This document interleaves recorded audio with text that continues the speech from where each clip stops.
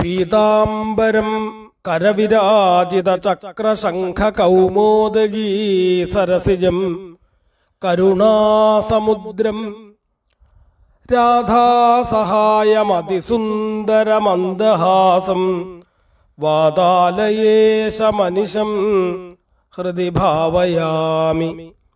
ശ്രീ ഗുരുവായൂരപ്പാ ശരണം. കാന്തിസിതാമൃശതി നിന്ദിത ശാരദേന്ദുര്യത്രൈകതോ വിലസിതാം അസിതാംഗശോഭാം വൃന്ദാവനേപി കൃതയാമുനഗാംഗസംഗം രാധാമുകുന്ദയുഗളം തദഹം നമാമി. ശ്രീ ഗുരുവായൂരപ്പാ ശരണം. അഖില ഗുരോ ശ്രീ ഗുരുവായൂരപ്പാ ശരണം. ശ്രീമന്നാരായണീയം 20ാമത്തെ ദശകമാണ് നമ്മളിവിടെ അനുസ്മരിക്കുന്നത്. നാരായണ ഭട്ടതിരി തനിക്ക് വന്നു ചേർന്നതായ ആ വാദരോഗത്തെ മാറ്റിത്തരാൻ ഗുരുവായൂരപ്പന് മാത്രമേ സാധിക്കുള്ളൂ എന്ന ആ ഉറച്ച ബുദ്ധിയോട് കൂടിയിട്ടാണ് ഇപ്പതാ ഗുരുവായൂരപ്പന്റെ മുമ്പിൽ ഇരുന്നു കൊണ്ട് തന്നെ ആ ഗുരുവായൂരപ്പ മഹിമകളെ വർണ്ണിച്ചുകൊണ്ടിരിക്കുന്നത്. അദ്ദേഹത്തിന് ഉറപ്പാണ് ആ ഭഗവാന് മാത്രമേ തന്റെ ഈ രോഗത്തിൽ നിന്ന് മുക്തനാക്കാനായിട്ട് സാധിക്കുള്ളൂ എന്ന്. അദ്ദേഹം ദിവസവും കുളിച്ച് ശുദ്ധമായിട്ട് വന്ന് ഓരോ ഭഗവാന്റെ മഹിമകളെ ഇങ്ങനെ വർണ്ണിച്ചുകൊണ്ടിരിക്കും. അങ്ങനെ പതാ 20ാമത്തെ ദിവസത്തിലേക്ക് എത്തിച്ചേർന്നിരിക്കുകയാണ്. ഇന്ന് അദ്ദേഹം ഇവിടെ ഗുരുവായൂരപ്പനെ വർണ്ണിക്കണു, ആ ഗുരുവായൂരപ്പ മഹിമകളെ വർണ്ണിക്കണു. ശ്രീമദ് ഭാഗവതത്തെ അടിസ്ഥാനമാക്കിക്കൊണ്ടാണ് അദ്ദേഹം അധികവും ഈ നാരായണീയത്തില് കാണുക. ആ ഭാഗവതത്തെ തന്നെ അദ്ദേഹം തൻ്റെ ഒരു ഭാഷയിൽ ഒരു സ്തോത്രകാവ്യമായിട്ട് വർണ്ണിക്കുകയാണ്. അധികവും അങ്ങനെ തന്നെയാണ്. ഭാഗവതത്തിലുള്ളത് മുഴുവൻ അദ്ദേഹം വർണ്ണിച്ചിട്ടുണ്ട് എന്നൊന്നും പറയണില്ല, എങ്കിലും അധികവും അതൊക്കെ തന്നെയാണ് അദ്ദേഹം വർണ്ണിക്കുന്നത്. ഇപ്പതാ 20ാമത്തെ ദിവസമായി. അദ്ദേഹം കുളിച്ച് സന്ധ്യാവന്ദനാദികളൊക്കെ കഴിഞ്ഞ് ഗുരുവായൂരപ്പന്റെ മുമ്പിൽ അങ്ങോട്ട് വന്നിരുന്നു. അദ്ദേഹം ആരംഭിക്കുകയാണ്.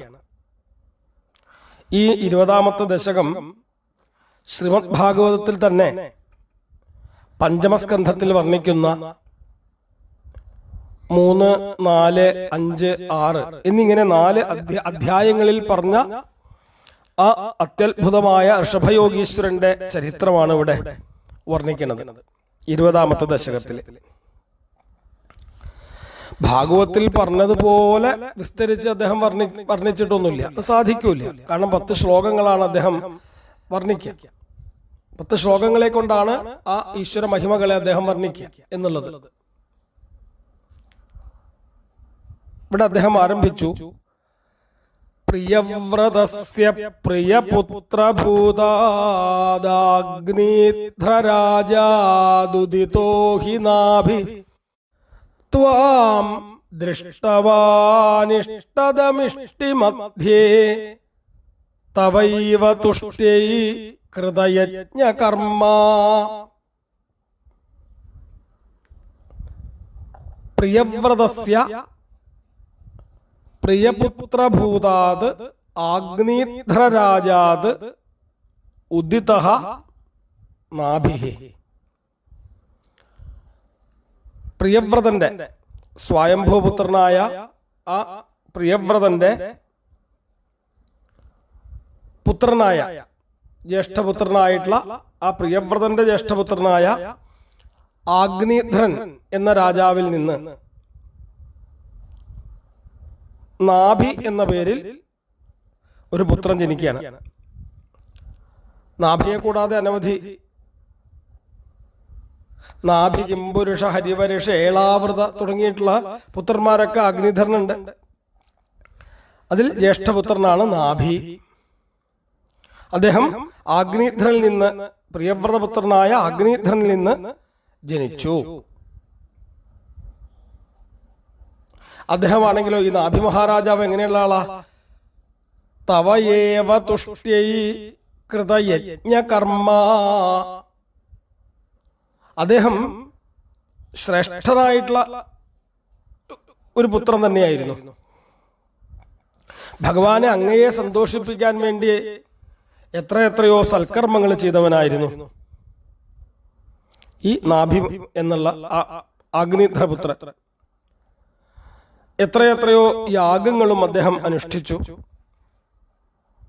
അദ്ദേഹം മേരുദേവി എന്നൊരു കന്യകയെ വിവാഹം കഴിച്ചു. ഈ നാഭി അദ്ദേഹം രാജാവായിട്ട് തീർന്നു. അപ്പോഴാണ് അദ്ദേഹം അനവധി യാഗങ്ങളൊക്കെ അവിടെ ചെയ്തു കൂട്ടിയത്. പക്ഷെ അദ്ദേഹം യാഗം ചെയ്യുമ്പോൾ ആ യാഗത്തിലെ യാഗഭാഗം സ്വീകരിക്കാനായിക്കൊണ്ട് ദേവന്മാരൊന്നും അധികം വരണത് കാണാനില്ല. അപ്പൊ എന്താണ് അതിന് കാരണമെന്ന് അദ്ദേഹം അന്വേഷിച്ചപ്പോൾ മനസ്സിലായി, ഒരു സന്താനം തനിക്ക് ഉണ്ടായിട്ടില്ല എന്നുള്ളതാണ്. അപ്പൊ അദ്ദേഹം ഒരു പുത്രകാമേഷ്ടി യാഗം തന്നെ ചെയ്തു എന്ന് മനസ്സിലാക്കാം. ആ യാഗത്തിന്റെ ഇടയിൽ ഇഷ്ടിമധ്യേ ഇഷ്ടദം ത്വാം ദൃഷ്ടവാൻ. ആ യാഗത്തിന്റെ അവസാനത്തില് ഈ നാഭി മഹാരാജാവിന് സന്തോഷത്തെ നൽകുന്ന ഒരു സംഭവം അവിടെ ഉണ്ടായി. ഭഗവാനെ, ഗുരുവായൂരപ്പ, അങ്ങയെ ദർശിക്കാനായിട്ട് സാധിച്ചു എന്ന് പറയാണ് ആദ്യത്തെ ശ്ലോകത്തിലെ ഭട്ടതിരിപ്പാട്. അഭിഷ്ടുതസ്തത്ര മുനീശ്വരൈസ്ത്വം രാജ്ഞസ്വതുല്യം സുതമർത്ഥ്യമാനഃ സ്വയം ജനിഷ്യേഹമിതി ബ്രുവാണസ്ഥിരോദധാ ബർഹിഷി വിശ്വമൂർത്തേ. ഹേ വിശ്വമൂർത്തേ, സർവസ്വരൂപ എന്നർത്ഥം. ഈ ലോകത്തിന്റെ തന്നെ മൂർത്തി എന്ന് വെച്ചാൽ ലോക സംരക്ഷകൻ, ലോകപാലകൻ ഒക്കെ ആയിട്ടുള്ള ഗുരുവായൂരപ്പ ആ യാഗത്തിന്റെ മധ്യത്തിൽ വെച്ച് ഹേ ഗുരുവായൂരപ്പ, അങ്ങയെ ദർശിച്ചു നാഭി മഹാരാജാവും ആ ഋഷി ശ്രേഷ്ഠന്മാരൊക്കെ. ആ ഋഷീശ്വരന്മാരൊക്കെ ആ ഭഗവാനെ വീണ് നമസ്കരിച്ചുകൊണ്ട് സ്തുതിച്ചു. ആ ഋഷീശ്വരന്മാർ പ്രാർത്ഥിക്കുകയാണ് ഭഗവാനോട്. അപ്പൊ നമ്മൾ യാഗം ചെയ്തത് നാഭി മഹാരാജാവിന് വേണ്ടിയിട്ടാണ്. അദ്ദേഹത്തിന്റെ ആഗ്രഹത്തെ സാധിപ്പിച്ചു കൊടുക്കണേ ഗുരുവായൂരപ്പ. എന്തായിരുന്നു ആഗ്രഹം? അങ്ങേക്ക് തുല്യനായ ഒരു പുത്രനുണ്ടാവണം. ഇതാണ് നാഭിയുടെ ആഗ്രഹം. അത് ആ ഋഷീശ്വരന്മാര് ഭഗവാനോട്, ഭഗവാനെ ഗുരുവായൂരപ്പ, അങ്ങയോട് പ്രാർത്ഥിച്ചു. അപ്പോഴോ അഹം സ്വയം ജനിഷ്യേ ഇതി ബ്രുവാണഃ ബർഹിഷി തിരോദധാഃ. അപ്പൊ ഈ നാഭി മഹാരാജാവിന്റെ ആഗ്രഹത്തെ ഋഷീശ്വരന്മാര് ഭഗവാനെ അറിയിച്ചപ്പോ ഭഗവാൻ ആദ്യം പറഞ്ഞു, അങ്ങനെ ആയിക്കൊള്ളാം, അങ്ങനെ തന്നെ ആവട്ടെ. അപ്പോഴാണ് ഭഗവാൻ ഓർത്തത്, എന്നെ പോലെ ഒരു പുത്രനുണ്ടാവണം എന്നല്ലേ ആഗ്രഹിച്ചത്? അതെ, അതങ്ങനെ ആവട്ടെ എന്നും താൻ പറഞ്ഞു. എന്നെ പോലെ ആര് മാത്രമേ ഉള്ളൂ? ഞാൻ മാത്രമേ ഉള്ളൂ. ഭഗവാനെ പോലെ ഭഗവാൻ മാത്രമേ ഉള്ളൂ. അതുകൊണ്ട് ഭഗവാൻ പറയാണ്, ഞാൻ തന്നെ അങ്ങയുടെ പുത്രനായിട്ട് അവതരിക്കാം എന്ന് അവിടെ വെച്ച് വാക്കുകൊടുത്തു. ഋഷീശ്വരന്മാർക്ക് ഭഗവാൻ വാക്കുകൊടുത്തു. എന്നിട്ടോ ആ അഗ്നിയിൽ തന്നെ ആ ഭഗവാൻ മറഞ്ഞു എന്ന് പറയാണ്.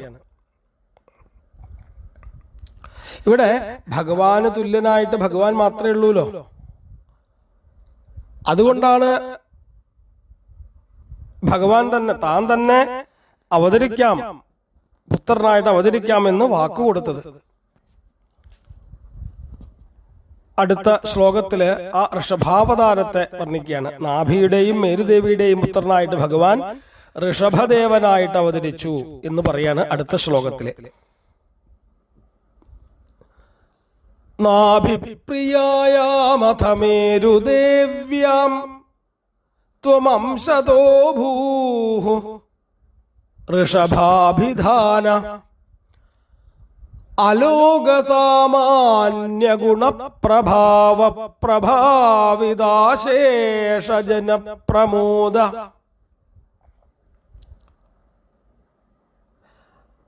ഭഗവാനെ ഗുരുവായൂരപ്പ, പിന്നീട് അങ്ങ് നാഭിയുടെ പത്നിയായ മേരുദേവിയിലെ അങ്ങ് അംശാവതാരത്തെ സ്വീകരിച്ചു. അംശതഃ ഋഷഭാഭിധാന, ഋഷഭൻ എന്ന പേരിൽ ഗുരുവായൂരപ്പ അങ്ങ് ആ നാഭിക്ക് മേരുദേവിയിൽ അവതരിച്ചു എന്ന് പറയാണ്. എങ്ങനെയുള്ളവനായിരുന്നു ഭഗവാൻ? അലോകസാമാന്യ ഗുണപ്രഭാവ പ്രഭാവിതാശേഷ ജനപ്രമോദ. നോക്കൂ, എത്രയെത്രയോ ഗുണഗണങ്ങളോടുകൂടി അതീവ പ്രഭാവത്തോടുകൂടി, മാത്രമല്ല അടുത്ത വിശേഷണം, എല്ലാ തരത്തിലുള്ള ജനങ്ങൾക്കും, എല്ലാ ലോകത്ത് ജനങ്ങൾ പലവിധാണ്, ആ ഏത് വിധത്തിലുള്ള ജനങ്ങൾക്കായാലും അവർക്കൊക്കെ സന്തോഷത്തെ പ്രദാനം ചെയ്തുകൊണ്ട് ഭഗവാനെ ഗുരുവായൂരപ്പ അങ്ങ് ഋഷഭദേവനായിട്ട് അവതരിച്ചുവല്ലോ എന്ന് പറയാണ്. ഈ മൂന്നാമത്തെ ശ്ലോകത്തില്. അടുത്ത ശ്ലോകത്തില് ഋഷഭദേവൻ രാജ്യഭരണം ഏറ്റെടുത്തു. പിന്നീട് എന്ത് സംഭവിച്ചു, ആ നാഭിയുടെ ഒക്കെ അവസ്ഥ വർണ്ണിക്കുകയാണ് അടുത്ത ശ്ലോകത്തില്. ത്വയി ത്രിലോകീഭൃതി രാജ്യഭാരം നിധായ നാഭിഃ സഹ മേരുദേവ്യാ തപോവനം പ്രാപ്യ ഭവൻ നിഷേവീ ഗതഃ കിലാനന്ദപദം പദന്തേ. ഹേ നാഭിരാജൻ, ഈ ലോകത്തെ മുഴുവൻ ഭരിക്കുന്ന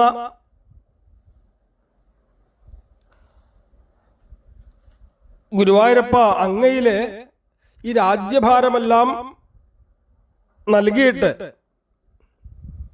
മേരുദേവിയോട് കൂടിയിട്ട് തപോവനത്തിലേക്ക് പ്രവേശിച്ചു ആ നാഭിരാജൻ എന്ന് പറയാണ്.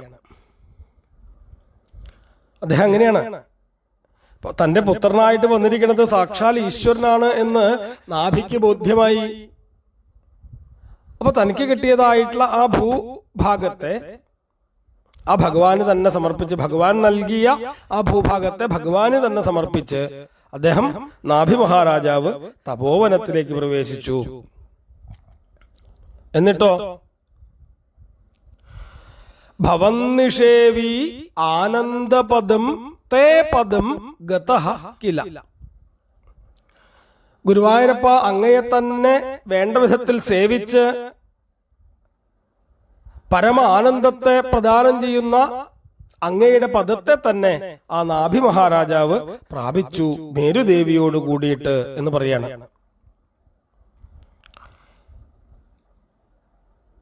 ഇവിടെ ഋഷഭദേവനാണെങ്കിലോ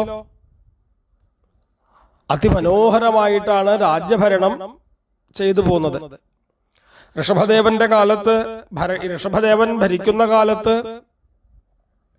ഇവിടെയുള്ള സകല ജനങ്ങൾക്കും എന്തെന്നില്ലാത്ത സന്തോഷമായിരുന്നു, ആനന്ദമായിരുന്നു.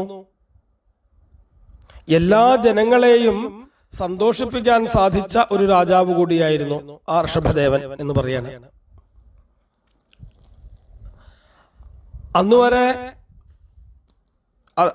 ഋഷഭദേവന്റെ രാജ്യഭരണം കൊണ്ട് ഈ ഭൂഭാഗത്തിന് അജനാഭം എന്നൊക്കെ പേര് വന്നു എന്നൊക്കെ ഭാഗവതം കാണാം. നാഭി മഹാരാജാവും ഭഗവാനായിട്ടുള്ള ഋഷഭദേവനും കൂടി ഭരിച്ചതുകൊണ്ട് അജനാഭം എന്ന് പേര്. അജൻ എന്ന് വെച്ചാൽ ഭഗവാൻ, നാഭി കൂടി ഭരിച്ചതുകൊണ്ട് അജനാഭം എന്ന് പേര്. മനോഹരമായിട്ടുള്ള ഭരണമായിരുന്നു, ഭരണപാഠവും ഉണ്ടായിരുന്നു ഇവിടെ ഋഷഭദേവന്. നേരത്തെ പറഞ്ഞു എല്ലാ ജനങ്ങൾക്കും സന്തോഷമായിരുന്നു എന്ന് പറഞ്ഞു. ഒരു രാജാവിനെ സംബന്ധിച്ച് എല്ലാ ജനങ്ങളെയും ഒരേപോലെ സന്തോഷിപ്പിക്കാൻ സാധിക്കുമോ എന്നാണെങ്കിൽ എളുപ്പമല്ല. ഇവിടെ അദ്ദേഹത്തിന്, ഋഷഭദേവന് സാധിച്ചു. എന്തിനു പറയണു? ദേവലോകത്ത് ദേവേന്ദ്രന് പോലും അത് ഇഷ്ടായില്ല എന്നാണ്. ആ ദേവന്മാർക്ക് പോലും അസൂയ തോന്നത്തക്ക വിധത്തിലുള്ള ഭരണപാഠവുമായിരുന്നു ഋഷഭദേവന്. അത്രയും മനോഹരമായിട്ട് രാജ്യഭരണം ഏറ്റെടുത്തു എന്ന് പറയാണ്, ജനങ്ങളെ സന്തോഷിപ്പിച്ചുകൊണ്ട്. ഇവിടെ പറയുന്നുണ്ട്, ഇന്ദ്രസ്ത്വദുൽക്കർഷകൃതാദമരുഷാദ്വരുഷ നാസ്മിന്നജനാഭവരുഷേ യദാ യദാ ത്വം നിജയോഗശക്തിയാ സ്വവരുഷമേനദ്വ്യദധാ സുവരുഷം. ദേവേന്ദ്രന് സഹിച്ചില്ല. ഋഷഭദേവന്റെ അത്യത്ഭുതമായിട്ടുള്ള ഭരണപാടവത്തെ കണ്ട് ദേവേന്ദ്രന് സഹിച്ചില്ല. എന്തുകൊണ്ടാ? ഭൂമിയിലെ ജനങ്ങളൊക്കെ സുഖമായിട്ട് ജീവിക്കണം. ആരെങ്കിലുമൊക്കെ സുഖമായിട്ട് കഴിയുന്നുണ്ട് എന്ന് അറിഞ്ഞാൽ സഹിക്കാൻ പറ്റാത്ത ആളാണ് ദേവേന്ദ്രൻ. മുമ്പ് ഇടയ്ക്കൊക്കെ ആരെങ്കിലുമൊക്കെ സ്വർഗത്തിലേക്ക് വന്നിരുന്നു. ഇപ്പോ ആരും വരണില്ല. എന്തുകൊണ്ടാ? സ്വർഗത്തേക്കാൾ സുഖം ഭൂമിയിലാണ് എന്നുള്ളത് കൊണ്ട്. ഇത് അസൂയ ഉണ്ടാക്കി ദേവേന്ദ്രന്. ആലോചിച്ചു, മനസ്സിലായി ഋഷഭദേവന്റെ ഭരണം കൊണ്ടാണ്. എങ്കിൽ ആ ഭൂമിയിലെ ജനങ്ങളെയൊക്കെ താനൊന്ന് ദുഃഖിപ്പിക്കുന്നുണ്ട് എന്ന് തീർച്ചയാക്കിയിട്ട്. അപ്പൊ ദേവേന്ദ്രൻ എന്ത് ചെയ്തു? ദേവേന്ദ്രനാണ് മഴ പെയ്യിപ്പിക്കുന്നത്, ദേവേന്ദ്രനാണ് എന്ന് പറയാറുണ്ട്. ഇനി ഭൂമിയിൽ മഴ പെയ്യിപ്പിക്കണില്ല എന്ന് തീരുമാനിച്ചു. അസ്മിൻ അജനാഭവരുഷേ നവവരുഷ. ഈ അജനാഭവർഷത്തിൽ ഇനി താൻ മഴ പെയ്യിപ്പിക്കില്ല. അങ്ങനെ ദാ ഭൂമിയിൽ വരൾച്ചയായി. ഇനിയിപ്പോ മഴ പെയ്യിപ്പിക്കുകയാണെങ്കിലോ അത് പ്രളയ രൂപത്തിൽ ആയിരിക്കുന്നതാണ്.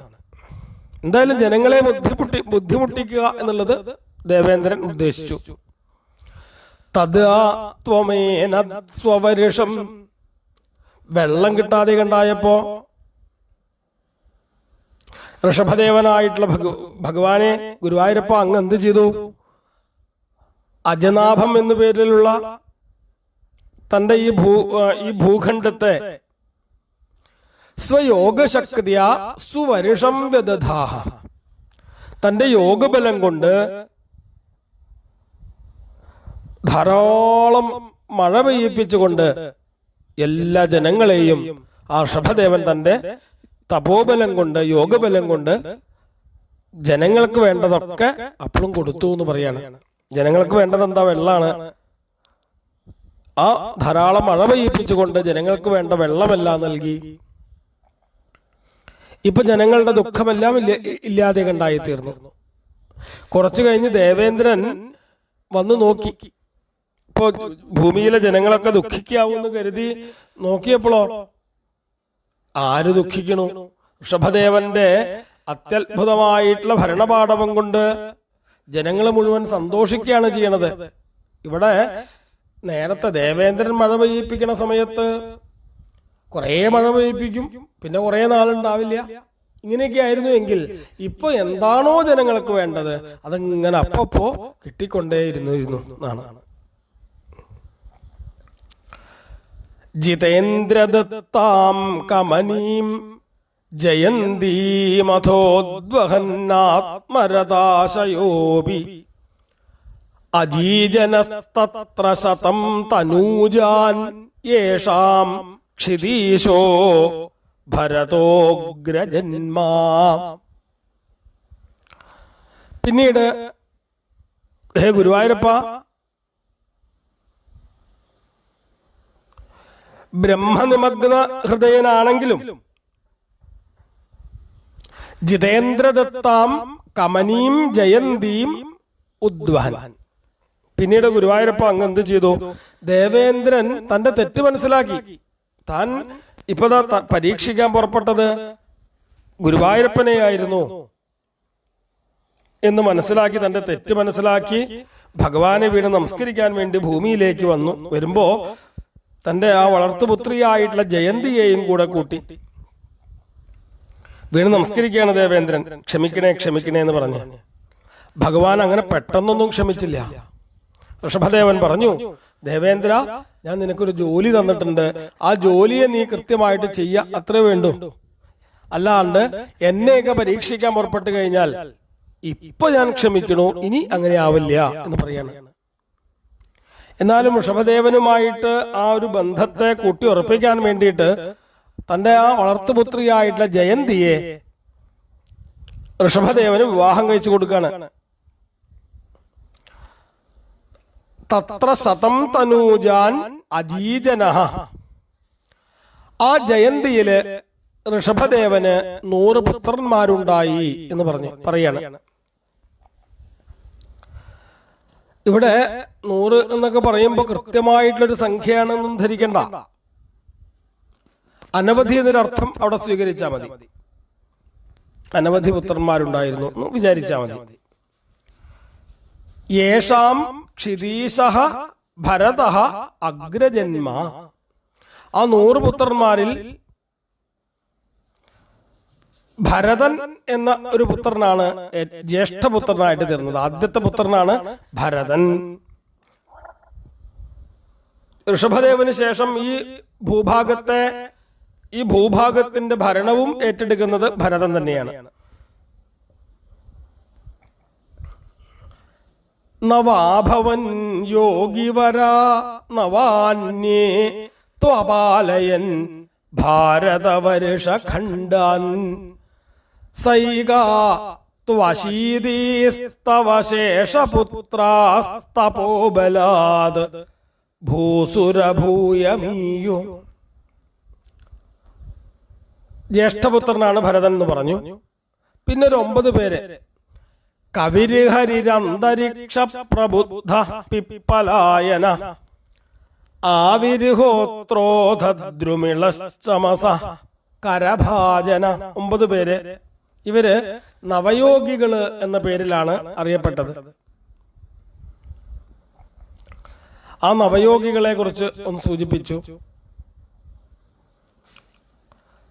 9 പുത്രന്മാര് യോഗിശ്രേഷ്ഠന്മാരായി എന്ന് പറഞ്ഞു. പിന്നെ ഒരു 9 പേര് അന്യേ നവതു ഭാരതവർഷഖണ്ഡാൻ അപാലയൻ. പിന്നെ മറ്റൊരു 9 പേര് അവര് ഈ ഭാരതവർഷത്തിന്റെ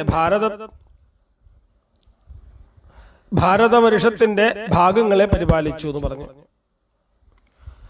സൈകാ അശീതി തവ ശേഷപുത്രാ തു തപോബലാത് ഭൂസുരഭൂയമീയു. പിന്നെ മറ്റുള്ള പുത്രന്മാര് ഒരു 81ഓളം പുത്രന്മാര്. അവരെന്ത് ചെയ്തു?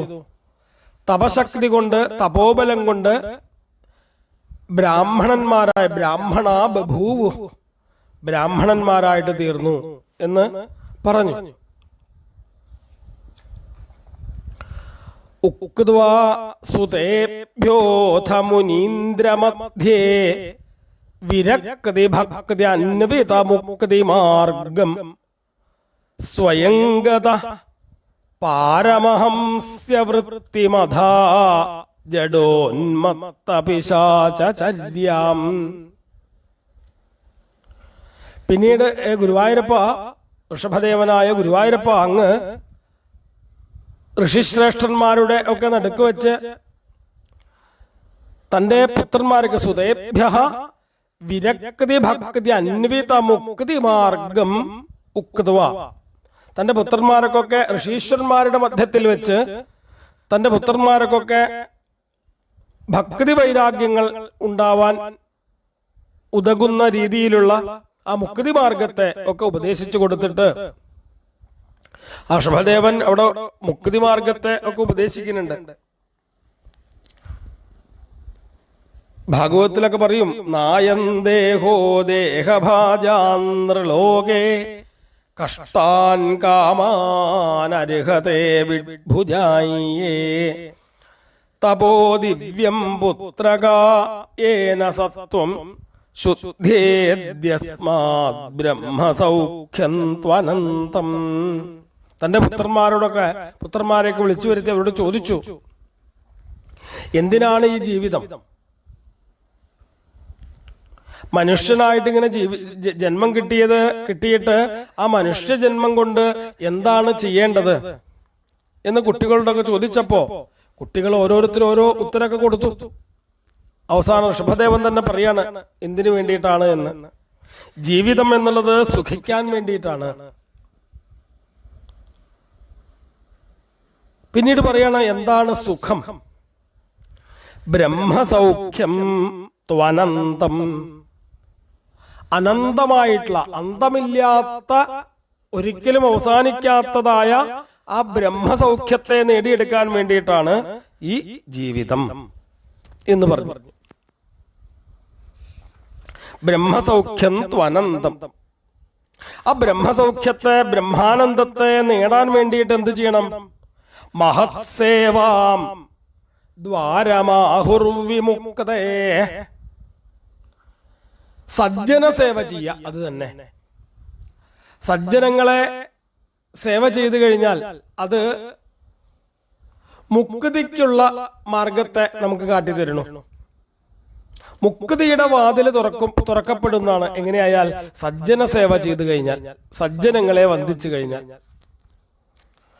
എന്നാൽ മറ്റു വിഷയങ്ങളിലേക്കാണ് നമ്മുടെ മനസ്സിനെ കൊണ്ടുപോകുന്നത് എങ്കിലോ തമോദ്വാരം യോഷിതാം സംഗി സംഗം. വിഷയങ്ങളിൽ നമ്മുടെ മനസ്സിനെ ഉറപ്പിച്ചു കഴിഞ്ഞാൽ അത് അന്ധകാരത്തിലേക്കുള്ള തമോദ്വാരം ആണ് അവിടെ തുറക്കപ്പെടുക. അതുകൊണ്ട്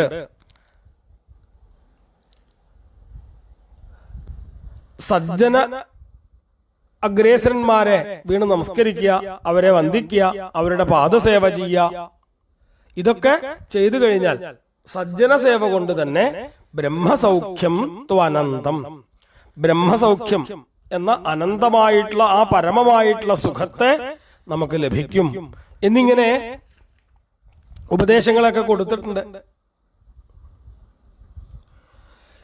എന്നാൽ താൻ അങ്ങനെയൊക്കെ ഉപദേശങ്ങൾ കൊടുത്തു, ഇനി താൻ ഇഷ്ടം പോലെ സുഖിക്കാം, അങ്ങനെയല്ല. പിന്നെയോ സ്വയം പാരമഹംസ്യ വൃത്തിം ഗതഃ. ഇവിടെ ഋഷഭദേവൻ എന്തു ചെയ്തു? ആ പരമഹംസന്മാരുടെ വൃത്തിയെ താൻ തന്നെ സ്വയമായിട്ട് സ്വീകരിച്ചിട്ട് ജഡോന്മത്ത പിശാചര്യാമധാഃ. ജഡൻ, അതേപോലെ ഭ്രാന്തൻ, പിശാച് തുടങ്ങിയവ അവരുടെ പ്രവൃത്തിയെ അങ്ങ് അനുഷ്ഠിച്ചു എന്ന് പറയാണ് ഗുരുവായൂരപ്പ. അങ്ങ് ജഡോന്മത്ത പിശാചര്യയെ സ്വീകരിച്ചുവല്ലോ, അനുഷ്ഠിച്ചുവല്ലോ. പരാത്മഭൂതോപി പരോപദേശം കുർവൻ ഭവാൻ സർവനിരസ്യമാന വികാരഹീനോ വിചാരകൃത്സ്നാം മഹീമഹീനാത്മരസാഭിലീന. മഹീം അഹീനാത്മരസാഭിലീന.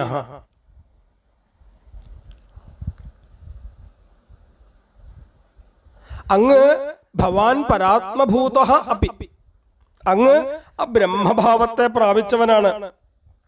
എങ്കിലും പരോപദേശം കുർവൻ, മറ്റുള്ളവർക്ക് ബ്രഹ്മോപദേശത്തെ അങ്ങ് കൊടുക്കുന്നുണ്ട്.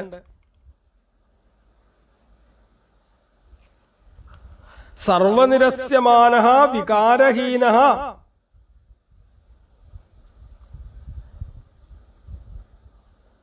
എല്ലാത്തിനെയും ഉപേക്ഷിച്ചുകൊണ്ട് എല്ലാവരാലും ഉപേക്ഷിക്കപ്പെട്ടവനായിട്ട് രാഗദ്വേഷാദി വികാരങ്ങളൊക്കെ ഉപേക്ഷിച്ചിട്ട് തികഞ്ഞ ആ ആത്മാനന്ദത്തിൽ മുഴുകിയവനായി ഹേ ഗുരുവായൂരപ്പ, ഋഷഭദേവനായ ഗുരുവായൂരപ്പ അങ്ങ് ഭൂമി മുഴുവൻ ചുറ്റി സഞ്ചരിച്ചു. കൃത്സ്നം മഹീം വിചാര, ഈ ഭൂമി മുഴുവൻ ചുറ്റി സഞ്ചരിച്ചുവല്ലോ എന്ന് പറയാണ്. ശയുവ്രതം ഗോമൃഗകാകചര്യാഞ്ചിരം ചരന്നാപ്യപരം സ്വരൂപം ദവാഹൃതാംഗ കുടകാചലേ ത്വം താപാൻ മമാപാകുരു വാദനാഥ. ശയുവ്രതത്തെ അങ്ങ് അനുഷ്ഠിച്ചു. ശയുവ്രതം, അതേപോലെ ഗോമൃഗ കാകചര്യ തുടങ്ങിയിട്ടുള്ള വ്രതങ്ങളെയൊക്കെ അങ്ങ് സ്വീകരിച്ചു. ഇവിടെ ശയുവ്രതം എന്ന് പറഞ്ഞു. സാധാരണ ജനങ്ങളൊക്കെ ഈശ്വരനുണ്ട്, ആ ഈശ്വരൻ തന്നെ സന്തോഷിച്ച് കഴിയാണ് എന്നൊക്കെ പറയുമ്പോഴും ദേഹാഭിമാനത്തെ അങ്ങനെ വിടുവൊന്നുമില്ല. ദാഹിച്ചു കഴിഞ്ഞാൽ വെള്ളം കുടിക്കണോ, വിശന്നു കഴിഞ്ഞാൽ ഭക്ഷണം കഴിക്കണോ, ഇങ്ങനെ തന്നെയാണ് സാധാരണ ജനങ്ങള്. ഈ ഭക്ഷണം കിട്ടാതെ കണ്ടായാൽ, ജലം കിട്ടാതെ കണ്ടായി കഴിഞ്ഞാൽ അത് എവിടുന്ന് കിട്ടുമെന്ന് അന്വേഷിച്ച് പുറപ്പെടുന്നു. ഇങ്ങനെയൊക്കെയാണ് സാധാരണ ജനങ്ങൾ എങ്കിൽ ഇവിടെ ഭക്ഷണത്തിനോ അല്ലെങ്കിൽ ജലപാനങ്ങൾക്ക് വേണ്ടിയിട്ടോ ഒന്നും ഉദ്യമിക്കാറില്ല എന്നാണ്. ഒരു സ്ഥലത്ത് ഇങ്ങനെ കിടക്കും, ഭക്ഷണം വന്നു ചേർന്നാൽ കഴിക്കും, ഇല്ലെങ്കിലോ കഴിക്കില്ല. ഇങ്ങനെയുള്ളതിനെയാണ് ശയുവ്രതം എന്ന് പറയാം. പിന്നെ ഗോമൃഗ കാകചര്യ, പശു, അതേപോലെ മാന്, കാക്ക തുടങ്ങിയിട്ടുള്ളവരുടെയൊക്കെ വൃത്തി, അത് എങ്ങനെയാണ്? അതിനെ സംബന്ധിച്ച് ശുദ്ധി, അശുദ്ധി, വിധി നിഷേധങ്ങള് ഇതൊന്നും ബാധിക്കാത്തവരാണ്. അവർക്ക് അങ്ങനെയൊന്നുമില്ല.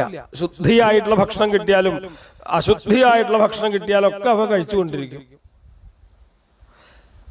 അപ്പോ അവയെ പോലെ എന്തിനേയും സ്വീകരിച്ചുകൊണ്ട് എന്നാൽ എല്ലാത്തിനെയും ഉപേക്ഷിച്ചുകൊണ്ട്, അങ്ങനെ വേണമല്ലോ പറയാൻ, രണ്ടും വേണം. അങ്ങനെ ഗോമൃഗ കാകചര്യ, അതേപോലെ ശയുവ്രതം തുടങ്ങിയിട്ടുള്ളവയൊക്കെ അനുഷ്ഠിച്ചുകൊണ്ട് പരം സ്വരൂപമാപ്യ, ആ പരബ്രഹ്മ സ്വരൂപത്തെ അങ്ങ് പ്രാപിച്ചിട്ട് കുടകാചലേ ദവാഹൃതാംഗ അഭൂത്, അങ്ങനെ സഞ്ചരിച്ച് കർണാടകയുടെ ആ തെക്ക് ഭാഗത്തൊക്കെ അങ്ങനെ സഞ്ചരിച്ച് കുടകാചലത്തിൽ വെച്ച്, കുടകാദ്രിയിൽ വെച്ച് എന്നർത്ഥം, കുടജാദ്രിയിൽ വെച്ച് അദ്ദേഹം അവിടെ ഉണ്ടായ ഒരു കാട്ടുതീയിൽ വെച്ച് അദ്ദേഹം ശരീരത്തെ ഉപേക്ഷിക്കുകയാണ്. അങ്ങനെ കാട്ടുതീയിൽ വെച്ച് ഋഷഭദേവൻ തന്റെ ശരീരത്തെ ഉപേക്ഷിച്ചപ്പോ അവിടെ അത്ഭുതം സംഭവിച്ചത് എന്താ? എല്ലാത്തിനും മുക്തി കിട്ടി. ഋഷഭദേവന്റെ ഒപ്പം ആ കാട്ടുതീയിൽപ്പെട്ട് ചില ദുഷ്ടമൃഗങ്ങള്, സാധുമൃഗങ്ങളൊക്കെ മരിക്കാനിടയായി. അവയ്ക്കൊക്കെ തന്നെ മോക്ഷം കിട്ടിയെന്ന് പറയാണ്. എന്തുകൊണ്ടാ? ഭഗവാനായ ഋഷഭദേവന്റെ കൂടെ മരിക്കാൻ സാധിച്ചു എന്നുള്ളത് തന്നെ. ഭഗവാൻ മുക്തിയെ വേണ്ടുവോളം കൊടുക്കുന്നു പറയാണ്. മുക്തി കൊടുക്കാൻ ഭഗവാൻ ഒരു മടിയില്ല. ഭാഗവത്തിൽ പറയും, മുക്തിൻ ദദാതി കരിഹിജിത് സ്മന ഭക്തി യോഗം എന്ന്. ഭഗവാന് മുകുന്ദൻ എന്ന് പേരുണ്ട്. മുക്തിം ദദാതി ഇതി മുകുന്ദഃ, മുക്തിയെ പ്രദാനം ചെയ്യുന്നവൻ എന്നുള്ള അർത്ഥത്തിലാണ് മുകുന്ദൻ എന്ന് ഭഗവാനെ വിളിക്കുന്നത്. എത്ര വേണമെങ്കിൽ വാരിക്കോരി കൊടുക്കും ഭഗവാൻ. പക്ഷേ ഭക്തിയെ അത്ര പെട്ടെന്നൊന്നും ഭഗവാൻ കൊടുക്കില്ല. ചില ഗോപികമാർക്കോ ഉദ്ധവരക്കോ അല്ലെങ്കിൽ സുധാമാവിനോ അങ്ങനെ കുറച്ച് ആളുകൾക്ക് മാത്രമേ അത് ഭഗവാൻ കൊടുത്തിട്ടുള്ളൂ. അവരെ പോലെയൊക്കെ ഭഗവാനെ ആശ്രയിച്ചു കഴിഞ്ഞാൽ നമുക്കും കിട്ടും ആ ഭക്തിയൊക്കെ. ഭക്തിക്ക് വേണ്ടിയിട്ട് ഒക്കെയാണല്ലോ നമ്മള് ഭഗവാനെ ഗുരുവായൂരപ്പനെ ആരാധിക്കുന്നത്. നമുക്കും കിട്ടും. പക്ഷെ ഭഗവാൻ മുക്തിയെ പ്രദാനം ചെയ്യാൻ ഭഗവാൻ അങ്ങനെ നോട്ടൊന്നുമില്ല. ഇനിയിപ്പോ ഭഗവാൻ അറിയാണ്ട് തന്നെ വേണമെങ്കിൽ എടുത്തുകൊണ്ട് പോവാന്നുണ്ട്. ഭഗവാന്റെ അടുത്ത് 2 പെട്ടികളുണ്ട് എന്നൊക്കെ പറയാറുണ്ട്. ഒരു പെട്ടിയിൽ എന്താ മുക്തിയാണ്, മറ്റേ പെട്ടിയിലോ ഭക്തിയും. മുക്തിപ്പെട്ടി ഭഗവാൻ അങ്ങനെ പൂട്ടി വെക്കൊന്നുമില്ല, അത് തുറന്നിരിക്കുകയാണ്. ആർക്ക് വേണമെങ്കിലും എടുത്തുകൊണ്ട് പോവാം ഭഗവാനെ കാണാതെ കണ്ട് തന്നെ. പക്ഷേ ഭക്തിപ്പെട്ടി അങ്ങനെയല്ല, അത് പൂട്ടിയിട്ടുണ്ടെന്ന് മാത്രമല്ല അതിന്റെ ചാവി ഭഗവാൻ തന്നെ എടുത്തു വെച്ചിരിക്കുക. ഭഗവാൻ അറിയാണ്ട് അത് തുറന്ന് അതിന് ഭക്തി കിട്ടുമെന്ന് പ്രതീക്ഷിക്കണ്ട, കിട്ടില്ല. അപ്പോ ഭഗവാൻ മുക്തിയെ പ്രദാനം ചെയ്യും, അത് ആർക്കും കിട്ടുന്നതാണ്. അപ്പോ അപ്രകാരം ഉള്ള ആ ഭഗവാനെ ഗുരുവായൂരപ്പ അവിടുന്ന് മമതാപാൻ അപാഗുരു, എന്റെ ദുഃഖങ്ങളെ, എന്റെ താപത്തെ അങ്ങ് അകറ്റിത്തരണേ എന്ന് ഇവിടെ പ്രാർത്ഥിക്കുകയാണ്. ഈ നാരായണ ഭട്ടതിരി, മേൽപ്പത്തൂർ നാരായണ ഭട്ടതിരി ഈ ദശകത്തിൽ കൂടി അവസാനം എന്ത് പ്രാർത്ഥിച്ചു? തന്റെ ദുഃഖങ്ങളെ, ലോകത്തിന്റെ തന്നെ ദുഃഖങ്ങളെ അകറ്റി അനുഗ്രഹിക്കണേ എന്ന് പ്രാർത്ഥിക്കുകയാണ്. ഇതാണ് ഈ 20ാമത്തെ ദശകം. ഗോവിന്ദനാമ സങ്കീർത്തനം ഗോവിന്ദ ഗോവിന്ദ.